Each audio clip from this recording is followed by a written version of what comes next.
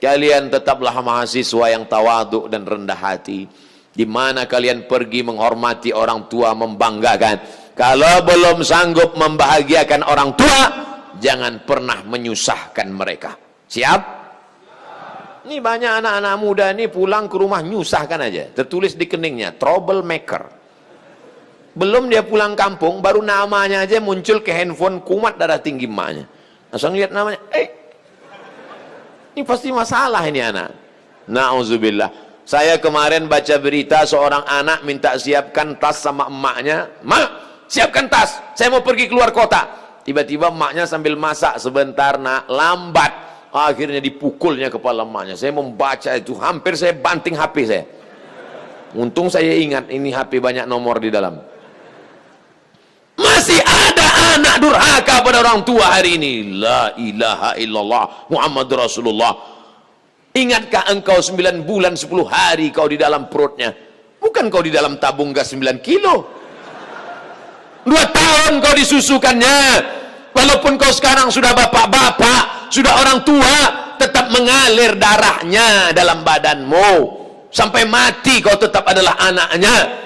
Di dalam badannya engkau adalah bagian dari tubuhnya. Kau tinggal di dalam badannya 9 bulan 10 hari. Setelah itu kau keluar disusukannya. Kalau mau dia dimasukkan yang kau kresek, dibuangnya ke parit, sudah lama kau jadi sampah, dimakan anjing kurap.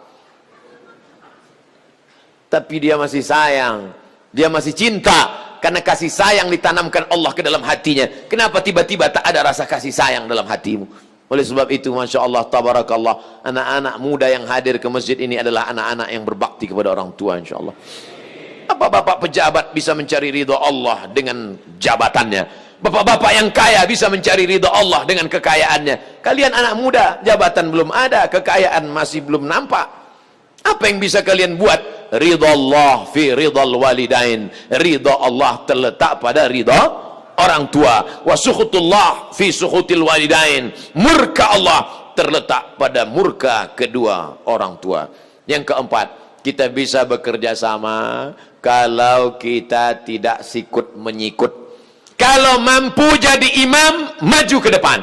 Kalau tidak sanggup jadi imam, siap jadi makmum. Kalau suaramu bagus, kumandangkan azan. Kalau suaramu tak bagus, bersihkan WC. Jangan diletakkan di depan, menendang ke belakang. Diletakkan di belakang, menanduk ke depan. Kalau ada di antara jamaah begitu mentalnya, diletakkan di belakang, nanduk ke depan. Diletakkan di depan, nendang ke belakang. Sabar. Idul Adha, Bismillahirrahmanirrahim, Allahu Akbar. Itu yang sesuai sama dia. Sifat-sifat kebinatangan itu dibuang pada saat hari raya Idul Adha. Semua orang ikut menyaksikan penyembelihan. Perempuan yang selama ini di rumah, waqarna fi buyutikunna, jangan keluar rumah, tetap di rumah. Tapi pada saat menyembelih hewan kurban, Aisyah ikut, Fatimah ikut dengan Sayyidina Ali bersama Sayyidina Hasan, Sayyidina Husain melihat penyembelihan. Makanya kita pun semua datang ke masjid, baik yang ikut motong maupun yang cuma bawa kupon. Semuanya hadir, semuanya ikut megang. Ada yang megang badan sapi, ada yang megang ekornya, ada yang megang telinganya. Banyak sapi itu yang mati bukan karena dipotong tapi stres. Banyak sekali yang datang. Saudaraku yang dimuliakan Allah Subhanahu wa taala, apa maknanya? Di badan kita ini ada sifat-sifat kebinatangan. Menanduk ke depan, menendang ke belakang, menyikut ke kiri, menyundul ke atas, menyipak ke bawah. Maka buang sifat-sifat kebinatangan itu. Kita makan kambing, makan sapi, sifat sapi mungkin menurun ke kita. 9 sapi di sebelah, 1 sapi dipotong. Ketika sapi yang dipotong ini meregang nyawa, keluar darahnya, mengerang, minta tolong. 9 sapi yang ada di sebelah cuek sambil makan rumput. Mau mati-matilah, bukan urusanku. Sifat itu sekarang ada pada diri umat Islam. Mati saudaranya di Uighur, bukan urusan saya. Meninggal syahid saudaranya di India, bukan urusan saya. Saya kan orang Sumatera, saya kan orang Jawa, saya kan orang Sunda, itu orang India. Kami berbeda bangsa. Betul. betul, tapi kita sama-sama la ilaha illallah Muhammadur Rasulullah. Lalu maksud Ustaz apa? Apakah kami perlu meledakkan kedutaan India? Bukan. Kan itu maksud saya.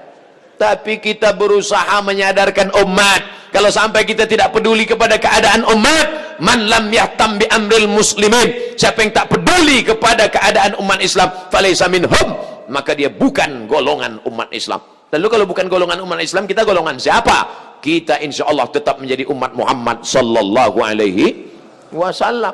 Oleh sebab itu, kalau tidak sanggup memberikan uang, menjahaza ghazian faqad ghaza, bantu, belikan obatnya, kirim kepada relawan-relawan.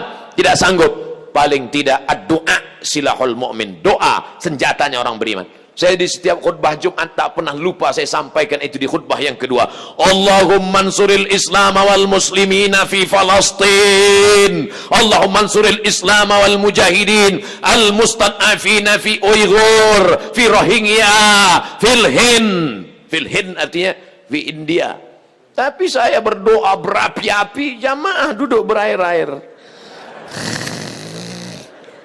Malah selesai dari masjid, ngomong bisik ke temannya, ini nampaknya tadi Jumat kita nggak sah. Jadi kenapa? Nggak ada khutbahnya. La ilaha illallah, khutbah ada, entenya melayang. Saudara yang dimuliakan Allah subhanahu wa ta'ala, kalau hanya 2 rakaat salat, maka 2 rakaat qobliyah ba'diyah cukup. Kalau hanya 2 rakaat salat, maka 2 rakaat setelah wudhu cukup. Salat Jumat bukan sekedar 2 rakaatnya, tapi salat Jumat adalah mendengar khutbah. Saya kalau khutbah itu nggak lebih dari 20 menit. 15 menit khutbah pertama, duduk sejenak, 5 menit khutbah kedua. Kenapa Ustaz khutbah nggak pernah lama-lama? Karena saya merasakan penderitaan salat Jumat yang luar biasa. Makanya jangan selamanya berceramah, jangan selamanya khutbah, sekali-kali juga jadi jamaah.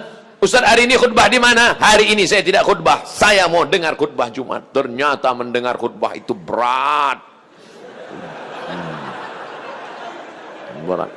Maka jangan heran kalau saya jadi khotib itu saya pandang mata saya tajam. Di mana jamaah yang paling berat itu? Saudara kita di Palestina, di pantai di India.